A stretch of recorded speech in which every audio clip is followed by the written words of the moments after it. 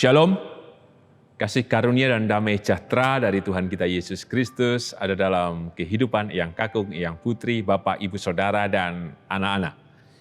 Kita berjumpa kembali dalam Renungan Mingguan hari ini, Jumat 1 Juli 2022. Renungan didasarkan dari Efesus pasal keempat, ayat 17 sampai dengan 24. Sebelum kita merenungkan sabda Tuhan, mari kita menyatukan hati di dalam doa. Kami mengucap syukur Tuhan atas setiap keindahan, kekuatan, kesegaran, dan rahmat-Mu yang besar di dalam kehidupan kami.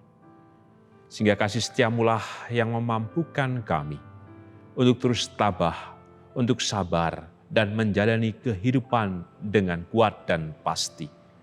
Maka kebenaran sabda-Mu yang hendak kami renungkan bersama, kami yakin Tuhan, semakin menumbuhkan iman dan pengharapan kami kepadamu, bahwa keselamatan-Mu yang kekal senantiasa hadir, menopang dan memelihara kami dengan kekal. Berfirmanlah ya Tuhan, kami siap mendengarnya, kuduskan dan layakkan kami Tuhan melalui pengampunan-Mu. Dan di dalam-Mu ya Tuhan Yesus sang sumber sabda dan keselamatan, kami naikkan doa ini dengan syukur dan percaya. Amin. Efesus pasal keempat ayat 17 sampai dengan 24. Demikian sabda Tuhan. Manusia baru.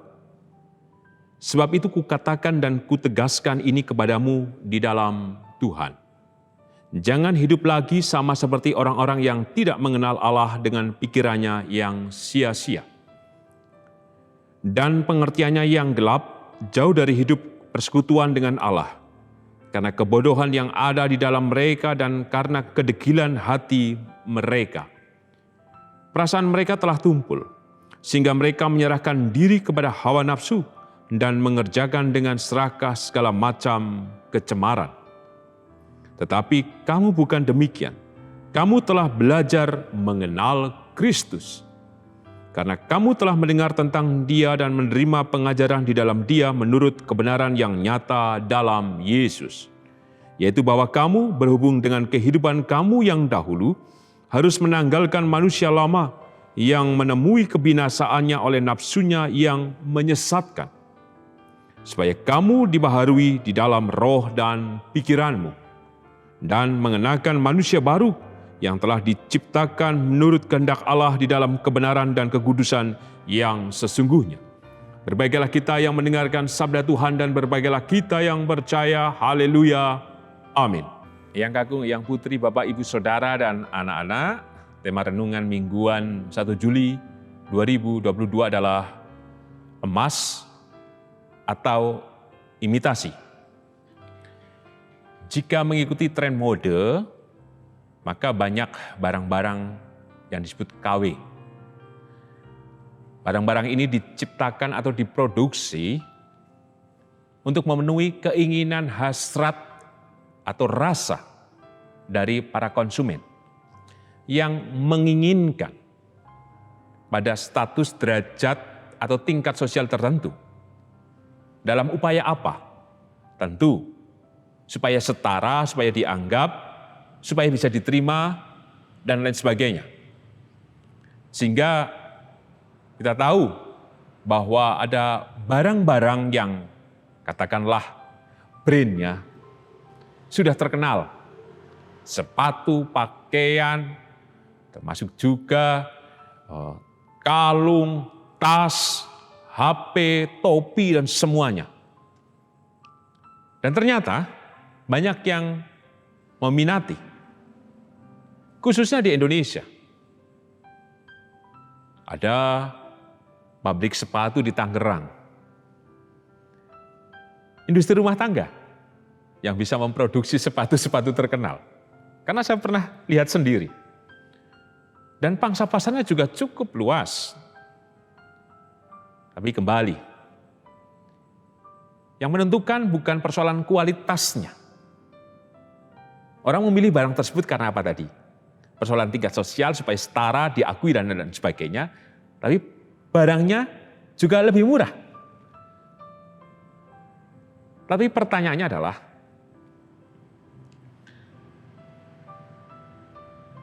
yang diutamakan bukan pada persoalan kualitas. Tapi persoalan apa? Persoalan pikiran, persoalan perasaan yang memampukan seseorang untuk kemudian bisa percaya diri, bisa dianggap oleh yang lain. Hari ini tema emas atau imitasi sedang mengungkapkan kejati dirian kita. Bukankah di teks yang kita renungkan berbicara tentang manusia baru yang diperbandingkan dengan manusia lama? Tentu Tuhan mencipta kita menjadi emas, bukan imitasi. Tetapi seringkali yang terjadi adalah kita melakukan upaya-upaya hidup seperti halnya barang-barang yang kita kenakan dalam bentuk imitasi. Padahal Tuhan menciptakan kita menjadi emas yang berharga dan mulia. Tetapi yang kita lakukan dan kerjakan justru menjadi murahan. Harganya sama dengan imitasi. Tentu pernyataan ini sangat keras. Persis pula di ayat yang ke-17. Paulus kemudian mengatakan, sebab itu kukatakan dan kutegaskan kepadamu di dalam Tuhan. Artinya ada persoalan di jemaat Efesus.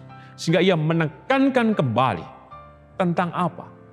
Tentang belajar mengenal Kristus. Bahwa laku hidup jemaat Efesus seharusnya bukan laku sebagai orang yang imitasi, yang murah, yang kelihatannya saja wow, tetapi secara kualitas patut dipertanyakan. Kukatakan dan kutegaskan. Maka dilanjutkan, jangan hidup lagi sama seperti orang-orang yang tidak mengenal Allah dengan pikirannya yang sia-sia. Tentu ada pikiran-pikiran yang terus dilakukan. Dan pengertiannya yang gelap. Artinya itulah yang menjadi bagian hidup dari jemaat Efesus.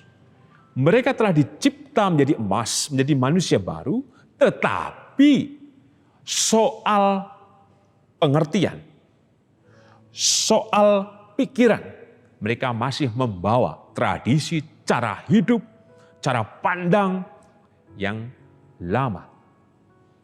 Dan ini mengakibatkan apa? Maka Paulus mengingatkan. Ini membuat jauh dari Allah. Kita bisa membaca di ayat yang secara khusus, di ayat yang ke-18. Jauh dari Tuhan. Membuat bodoh. Artinya, tidak terhubung. Tidak memiliki kecerdasan spiritual. Menjadi tidak berhikmat. Degil hati, keras kepala. Tidak mau mengambil kehidupan dalam pembaruan hidup yang senantiasa.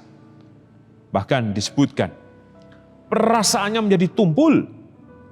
Yang muncul adalah hawa nafsu, keserakahan, dan kecemaran. Inilah akibatnya.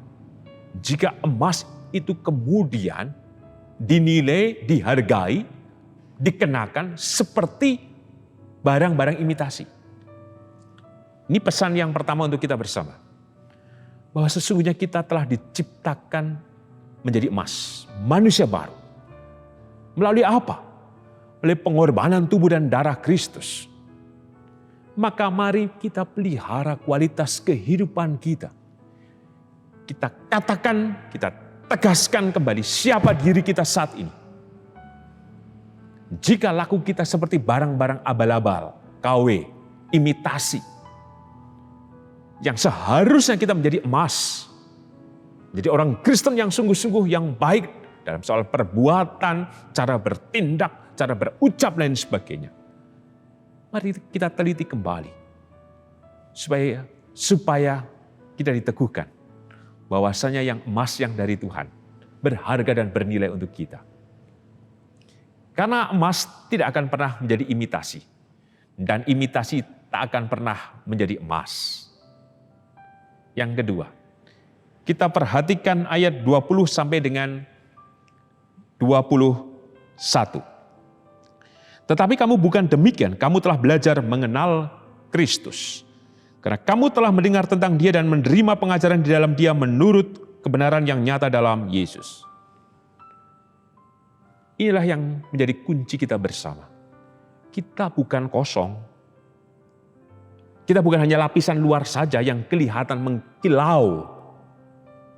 Tetapi sesungguhnya kita telah dimasuki, telah diberi, telah dianugerahi kasih, rahmat, berkat, kemuliaan. Dan kita telah mengenal dengan baik dalam pengalaman hidup kita bagaimana Tuhan Yesus telah berkarya atas hidup kita. Maka bagian-bagian inilah yang semakin membentuk keemasan kita yang berharga itu. Kita telah mendengar, kita telah menerima pengajaran. Kita telah mendengar bagaimana kasih Kristus telah bekerja dalam hidup kita juga. Bagaimana Kristus telah membentuk kita menurut kebenaran yang nyata. Artinya bahwa janjinya yang ya dan amin telah bekerja atas kita. Maka inilah yang harus terus memproses kehidupan kita supaya kita semakin berharga, semakin berkualitas. Pesan yang ketiga, mari kita perhatikan ayat 22 sampai dengan ayat 23. Ayat 22. Yaitu bahwa kamu berhubung dengan kehidupan kamu yang dahulu harus menanggalkan manusia lama yang menemui kebinasaannya oleh nafsunya yang menyesatkan. Jika cara-cara hidup kita masih seperti imitasi, yakinlah kita tidak akan menemukan apa-apa. Sebagai orang Kristen, kita tidak merasa berharga, bahkan kita tidak merasa ada bedanya dengan yang lain. Tapi justru jika kita menghayati, mengatakan dan menegaskan kembali siapa kita dan hubungan kita dengan Tuhan, maka kita akan mengetahui kemanusiaan-kemanusiaan lama kita. Yang kita akui bahwa itu sesungguhnya mengantar kita pada kebinasaan. Misalkan saja, kita masih melakukan hal-hal yang jahat yang tak berguna. Jika itu terus dilakukan, apakah itu membawa damai dan berkat? Tentu membawa malapetaka dan celaka untuk kita.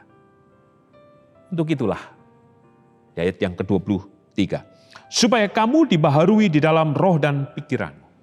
Maka belajar mengenal Kristus tadi. Sesungguhnya apa? Supaya kita dimurnikan, disehatkan dalam roh dan pikiran kita. Kita buang tradisi, budaya, pikiran yang jahat, hal yang keliru, hal yang lama dalam diri kita. Terus perbarui. Apakah saya masih ada hal yang lama? Masih. Dan saya tahu itu, maka saya harus keluarkan itu. Demikian juga saudara semuanya. Kita tahu siapa diri kita. Mari kita segarkan. Mari kita tegaskan, mari kita katakan. Itu harus lepas karena itu membawa kebinasaan. Tidak membawa damai sejahtera. Tidak membawa rahmat dan berkat. Mari kita mau disegarkan. Kita tinggalkan hal yang lama. Supaya kita benar menjadi manusia yang berkualitas. Sebagai penutup, tema hari ini, emas atau imitasi. Kita perhatikan ayat 24. Dan mengenakan manusia baru yang telah diciptakan menurut kehendak Allah di dalam kebenaran dan kekudusan yang sesungguhnya. Inilah manusia baru, emasnya yang berharga, yang mulia. Jika baru, maka segar. Jika baru, berarti bukan kita dalam pikiran nafsu kita, dalam pengertian kita yang keliru, dalam keserakan, dalam kedegilan hati. Tetapi mau dibentuk terus-menerus, ditempa terus-menerus, dan membiarkan kita dipimpin oleh Tuhan dalam segenap tubuh jiwa roh kita. Melalui apa? Melalui kebenaran dan kekudusan. Itulah yang harus kita kejar.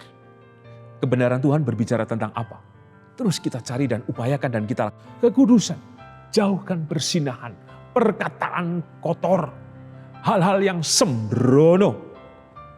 Jangan bermain-main dengan perselingkuhan. Jangan bermain-main dengan kejahatan dan lain sebagainya.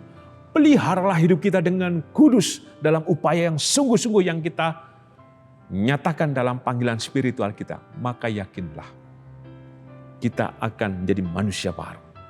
menjadi emas murni yang mahal harganya, bukan imitasi yang murahan dan tidak berharga. Amin.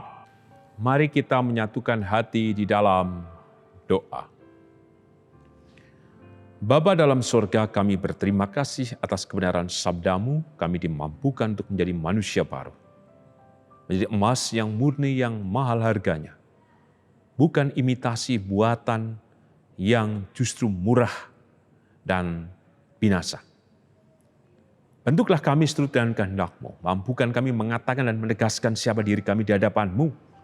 Karena seringkali pengertian dan pikiran kami menjadi sia-sia oleh karena kami terus melibatkan dalam hal yang lama. Kami bermain-main di hadapan-Mu dengan ucapan, dengan tindakan dan laku hidup kami.